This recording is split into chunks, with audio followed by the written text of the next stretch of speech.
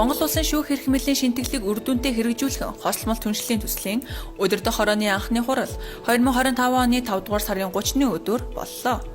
Уулзалтад Монгол улсын дээд шүүхийн ерөнхий шүүгч ганц зэрэг тэргүүтэй холбогдох албаныхан Европын холбооноос Монгол улсад суух онц бөгөөд бүр эрх дэлхийн сайд Ина Марчулионити, холбооны бүгд найрамдах Герман улсаас Монгол улсад суух онц бөгөөд бүр эрх дэлхийн сайд Хелмут Кулиц, төслийн Герман талын багийнхан, шүүхийн ерөнхий зөвлөл, шүүхийн сахилгын хороо, шүүхийн академийн төлөөлөл оролцсон юм а. Хурлын үеэр төслийн байнгын зөвлөх Кристоф Копецк, төсөл хэрэгжих 3 бүрэлдэхүүн хэсэг буюу улсын дээд шүүх болон шүүхийн академи, шүүхийн ерөнхий зөвлөл, шүүхийн сахилгын хороо тус бүрт хэрэгжүүлэхээр төлөвлөж буй ажлын болон төслийн олон нийтэд харилцах төлөвлөгөөний талаар танилцууллаа.